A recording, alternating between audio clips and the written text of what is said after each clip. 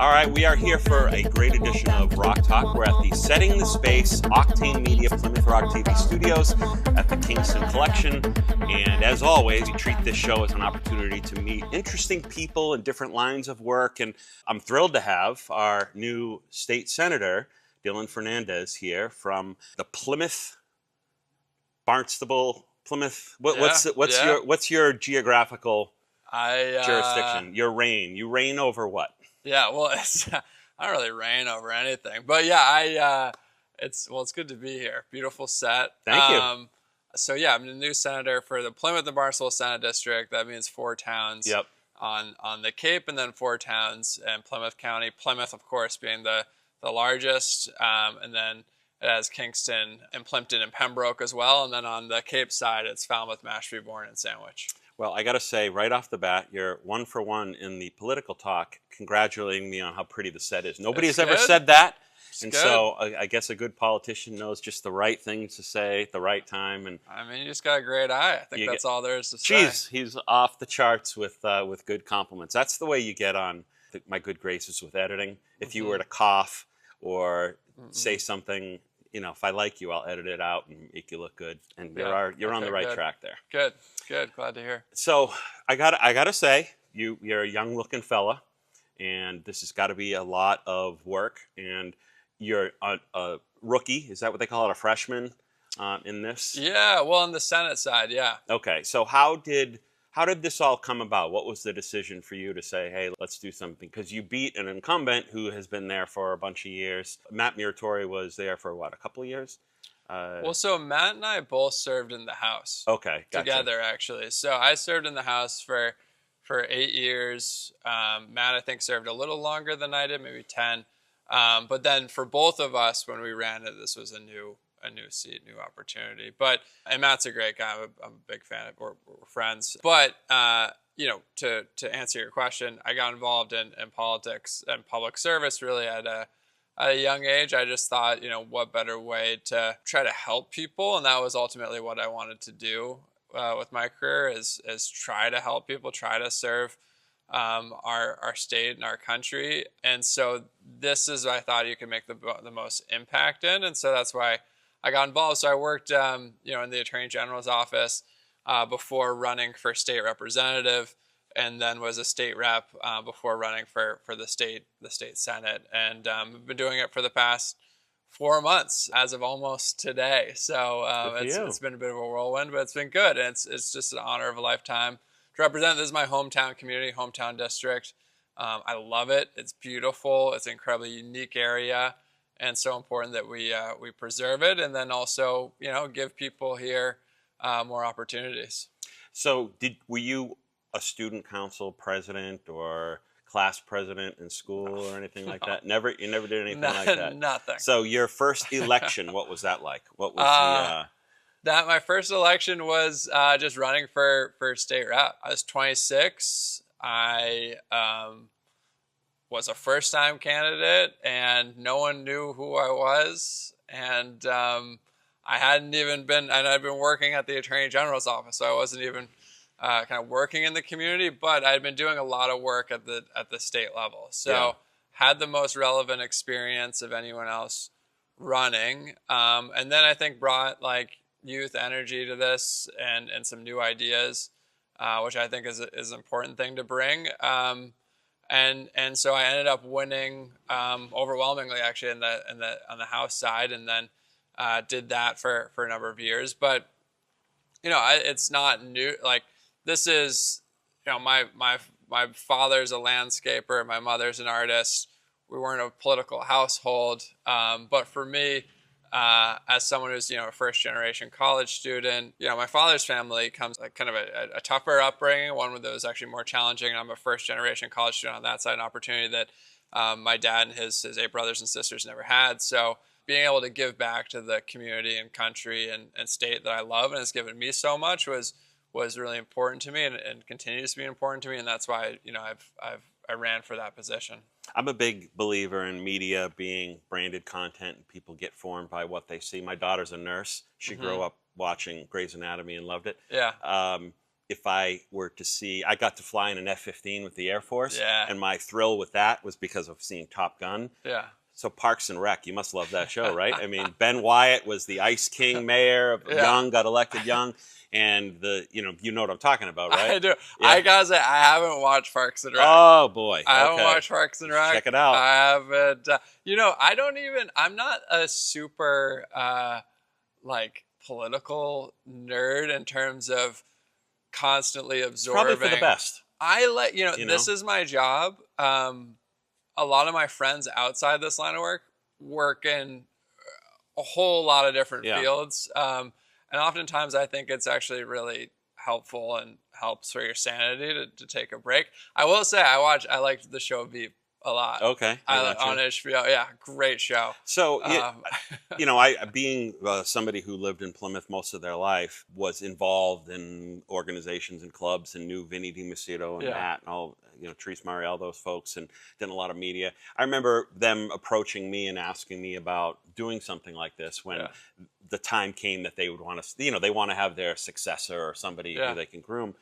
And I remember thinking to myself, well, the election process would be fun because it's almost like an accomplishment, like I won. It's a popularity contest a little bit. You're running, that's the exciting, you're out in front. But then when the job comes, there's got to be a lot of, it's got to be tiring, a lot of, minutia and mundane activities, your schedule. I heard you talking with your team about where you got to be. It's got to be overwhelming. What were the things that you didn't expect, and I know I'm going to get a politician's answer here, but what were some of the hard things that had come up that maybe you didn't expect, and therefore some of the good things that had come up that you maybe didn't consider until you got in the driver's seat of the position? Yeah. Well, a couple of things. One, it's actually the opposite. For me, it's the opposite experience. Campaigning, I find brutal. I find it so hard. I think nowadays really too, you're right. I think I think it's tough. I did not do this job because I like campaigning. I can tell you that. I think it's like, our team knocked on over 25,000 doors. This district is huge. And maybe not campaigning was the right word. Yeah. The excitement of winning, the exhilaration of like, we did it. Yeah. And then the work starts. It doesn't, and I'm kind of weird. The stuff doesn't, the winning part doesn't pump me up that much.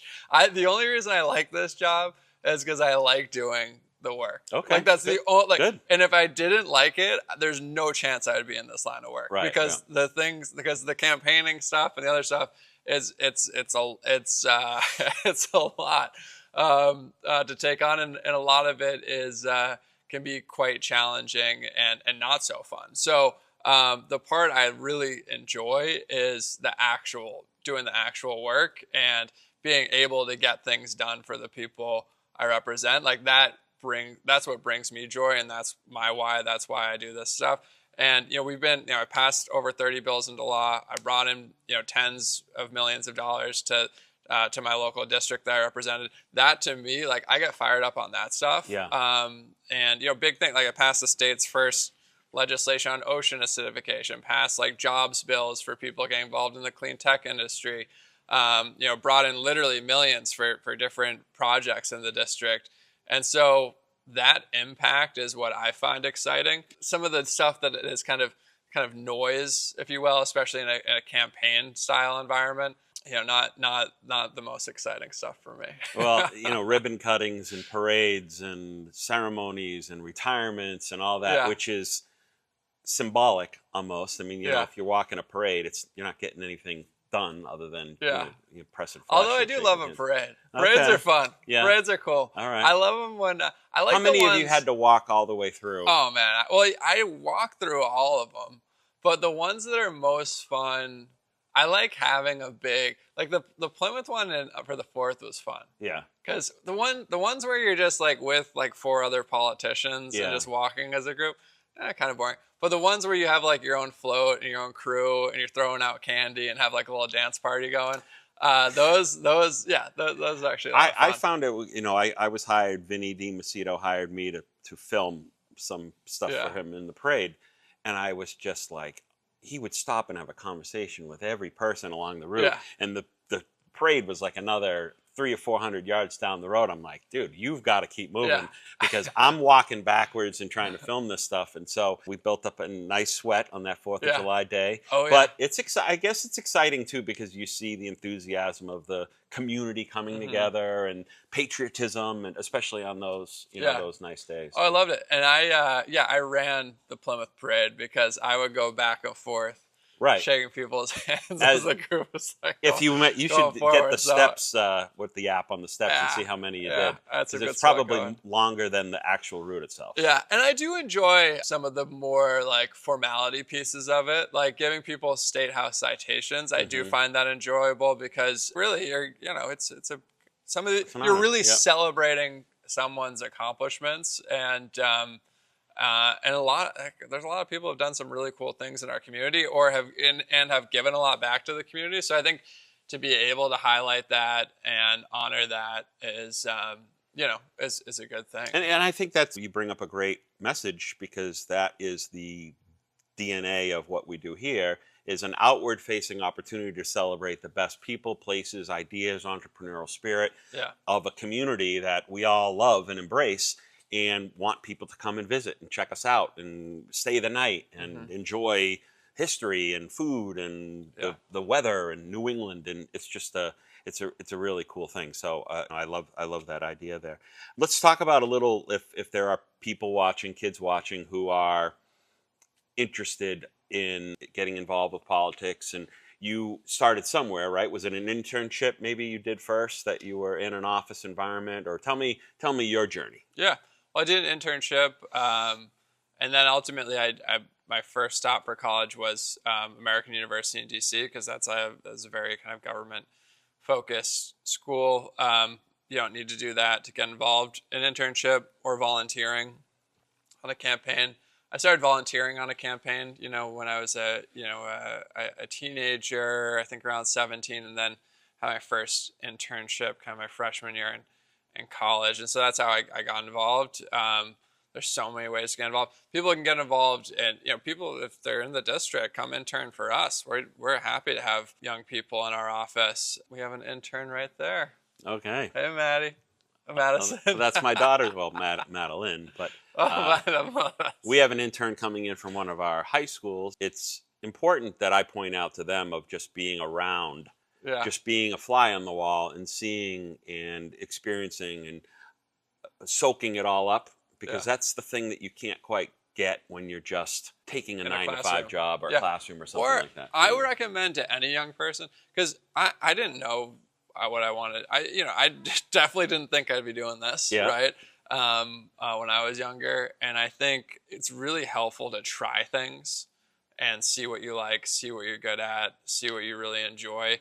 And that internship or work or whatever it is, experiential learning is the best type of learning, I think. It's best for me, at least. See what you hate, too. Because sometimes 100%. I think that's you have a whole dream in mind, and then you realize, whoops, this was not for me. Yeah. And it's better to find that out when you're at the bottom rung of the ladder than, halfway up. Or you learn from people in the field, what to expect and where the field is going. I mean, for a while, I thought I wanted to go to law school, and then I worked in the Attorney General's office, which is a law firm of 550 lawyers, and almost every single one of them was like, "Do not do this." And so I took that. I took. I hate that. Well, I hate that advice from the older people who are like, "My first piece of advice: do something else." Like, what does that really? Yeah. I get you trying to say it's tough, and maybe we didn't catch you on your best day, but.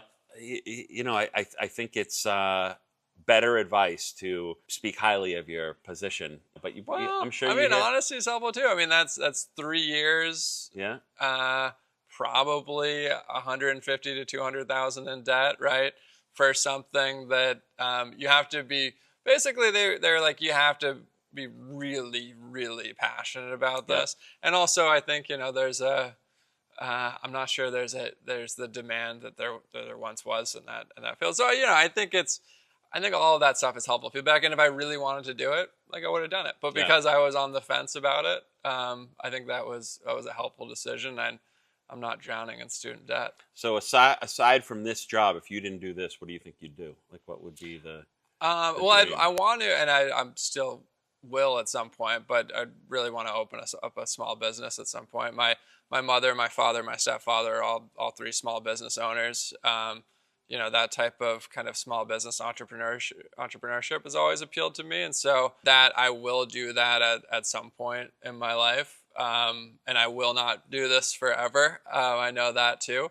And so that's the goal. It's going to be tough being as young as you are and to do this job successfully, to not be lured into other offices higher ups down the road where people are going to want that youthful energy in a political spot where you're going to start to get wooed, and maybe you have already, for higher positions. And I would always say to a young politician, you're going to be president of the United States someday, and there's got to be some sort of drive in that idea. Is there other political offices? And I know politicians generally don't speak about the next job or anything like that, but have you ever considered thinking of Congress or things like that? Yeah, I mean, it's I just got elected to this position. I know. Like 4 months ago. Yeah. So I'm very, we're, and I like it. This is a really nice place to represent. I love Plymouth area. I love, the Cape side as well. So, that's really all I'm thinking about. How old are you again? You're 20... I'm 35, man. 35. I'm not okay. that. All right. I got elected when I was 26, but the first, different role. But I'm not I know I'm young for this area, but I'm not young 20s anymore. So we'll see. I mean, look, I can all I know is I'm not going to be I'm not going to do this forever. I did 8 years. It's 2-year terms. Our terms are really short in Massachusetts. Thanks, President Adams. I can just say that I won't do this forever. I know there are some people out there, and I'm not knocking this, but it's just not for me to stay in one position for forever. And I think that's probably a good thing, honestly.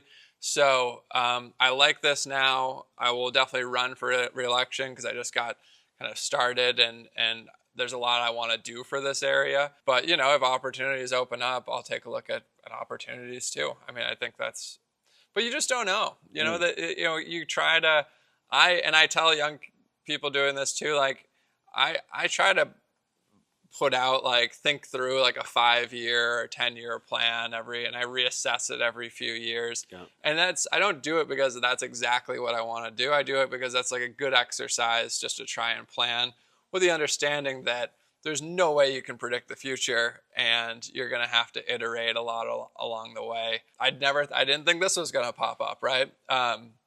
So I think I just try to be adaptive and flexible. But I think as a political figure, you're always doing something to help people, but then there's always two sides to everything. So there's always going to be somebody who's going to be upset or complain or whatever. How do you make that balance? Because you might feel that something you're doing is very helpful, and then some people are just not going to respond to it. So there's always that sort of negativity there that is got to be something that is hard to deal with, because you want to make everyone happy. Because you're amongst your neighbors in your community, mm-hmm. Sometimes it might be even harder than just representing areas that you didn't live in or know anybody. That's interesting. Yeah. It can be challenging, but ultimately, you can't, as you said, you can't make everyone happy, and I'm pretty at peace with that. And we're an area where we have some really big needs, right? People can't afford to live here. It's very expensive. Housing's crazy. Childcare is crazy. Just general cost of living, really, really hard. We have big environmental needs. A lot of the towns in this district are along the coast. There's going to be huge changes there in the coming years. Big water quality issues, particularly around fresh water, particularly in the town of Plymouth, but everywhere on the south coast. That they're grappling with. We have Cape Bridges, the largest infrastructure project. Oh boy! In the entire, I didn't have that on my list to talk about, but maybe we will. In a century, right? Yeah. So these are big things. These are big policy issues. The worst thing I think we could do is to do nothing. But that's the most politically expedient thing, right? Because if you're doing nothing, no one has anything to complain about. But in my view, we need to be doing a lot on these things. We need to be acting not just around the edges, but doing like really big things around housing and protecting our environment and having infrastructure. And with that, some people are going to object to it, but not doing anything will leave us in a much worse off place. I think I saw a comedian one time. They said, just imagine what it's like to be the President of the United States, and they wake you up every morning and they say, Mr. President, we've got a million problems. And that's how they wake up every day. And you must wake up every day like, there's a problem. I got to fix it. Or deal with it or whatever. What's the thing that you think of in this job, the first thing you wake up? Like, is there one particular issue or element that is the thing that occupies your free time when you're trying to just ruminate and relax? What's that one? A few things. Well, I think the number one issue for me is really affordability around housing is the biggest piece there, right? And lack of affordability is going to erode our communities far faster than the ocean will unless we get on top of this. And, it's really a big struggle for a huge portion of the population here. And so that to me is kind of the biggest issue. Childcare is kind of a close second in affordability. It's like $35,000 a year for childcare, which is insane. Actually, some of the highest. I think it's actually the highest in the entire country. So, and if we don't address these, make Massachusetts more affordable for people, they're going to leave, and that's going to hurt our state's competitiveness. It's going to hurt our economy and our economic development. So that's what I wake up worrying about or thinking about is how do we make the state more affordable for low and middle income people. And even renting is out of the question for a lot of folks. It's almost more than a mortgage. Yeah. Oh, renting? Yeah, yes. I mean, you go to Plymouth waterfront, I mean, there's a lot of new... You would think of housing on the surface wouldn't be a problem because we're seeing buildings everywhere. There's condos here. They seem to pop up in the places you least suspect that something would pop up. But then when you hear what the monthly rent is and what something might cost, you just go, my goodness, how do people... Well, and Massachusetts actually hasn't built compared to other states. And so we've had 400,000 more people move into Massachusetts than there have been building occupancy permits issued for that number of kind of rooms or what have you. So we're at a massive deficit.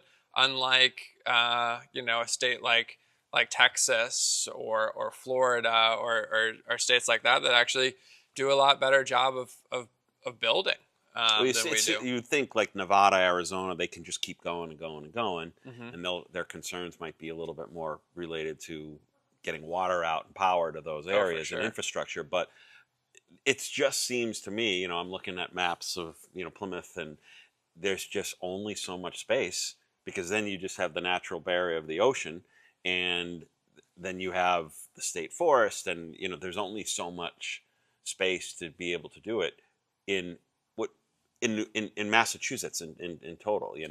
Well, actually, it's what we do poorly in Massachusetts.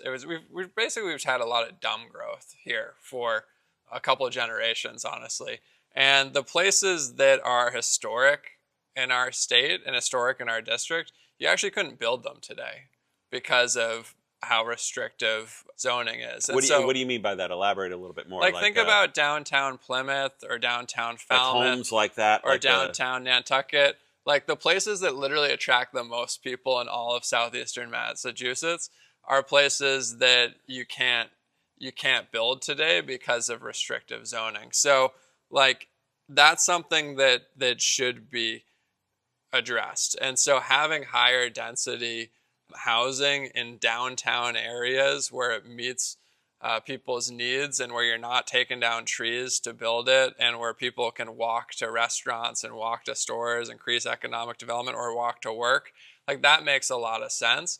And instead what we have in a lot of these places is really small downtowns or downtowns that extend out to strip malls. So there's actually a lot of places in our district that we can redevelop, have a lot more housing without taking out any trees, and creating spaces that are the most historic spaces, the places that most meet the aesthetic of our communities, Yeah. because that's what this this region was originally built on, and those are the most popular places. And actually, Mashpee Commons, which is in our district, is a good example of this, right? Like, they created a mixed use space that's walkable, just kind of out of nothing. But if you think about kind of downtown Plymouth, you think about downtown Falmouth.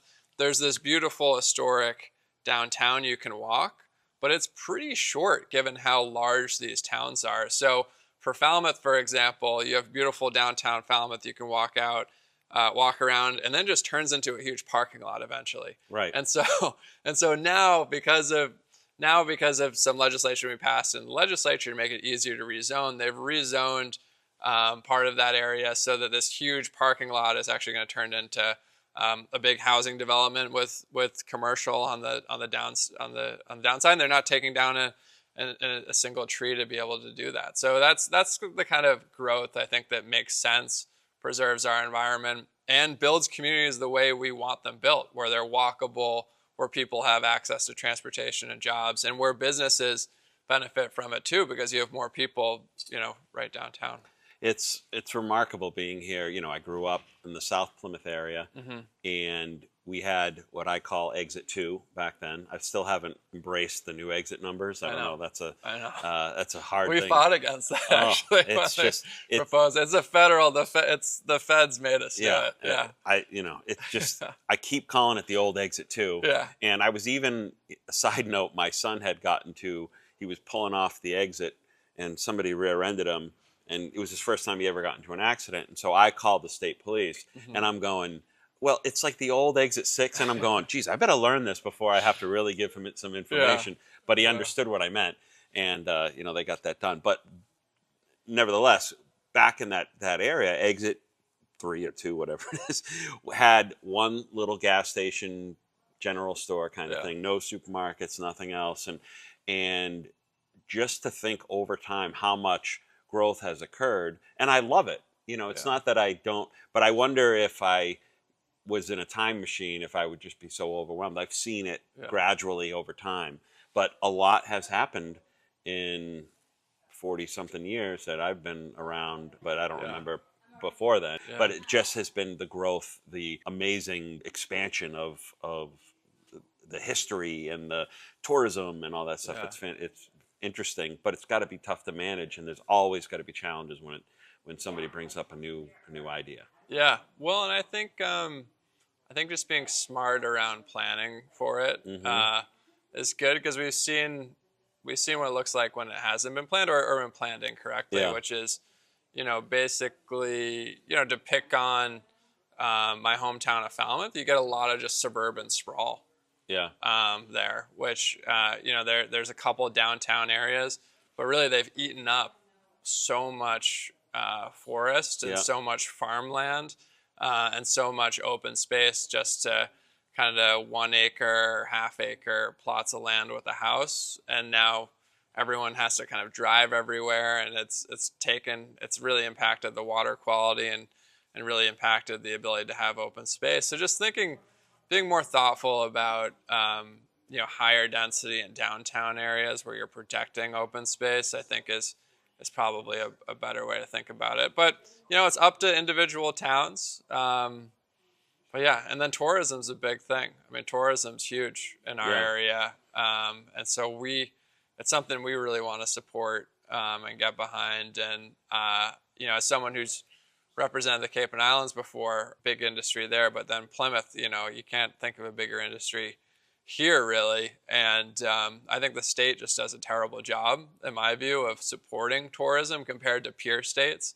And so we're really pushing this budget and next budget for the state to do a better job of supporting our local tourism industry here and building up that ecosystem, attracting people here. Ultimately, it's kind of other people's money that helps, fund these things, and that we're taking in. That's helping our, our local hotels and motels, our local restaurants, and the like. And so we're really going to be pushing for that, and we're also pushing for transportation access too. So connecting the rail in Kingston down to downtown Plymouth through a commuter bus for tourism during the summer. That's something we're looking at helping support fund as well, to kind of create that last mile, because it stops a little bit away, and then people are looking for that next step to the historic downtown.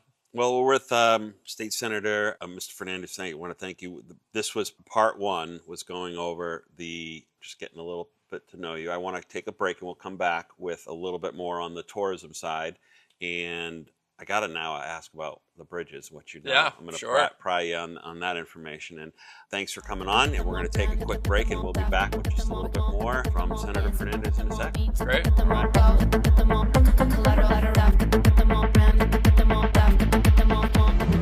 Here's a question. Have you heard of mosquito hunters? Me neither. I'm a mosquito and I live on the South Shore.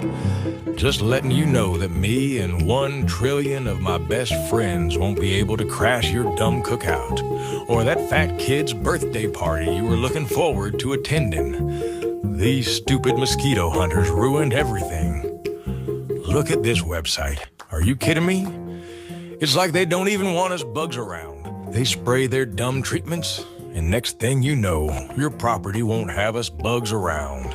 Don't call mosquito hunters at 781-783-5895. And whatever you do, don't look for them on Facebook or Instagram. Imagine a summer without itchy stings and bites. Good luck.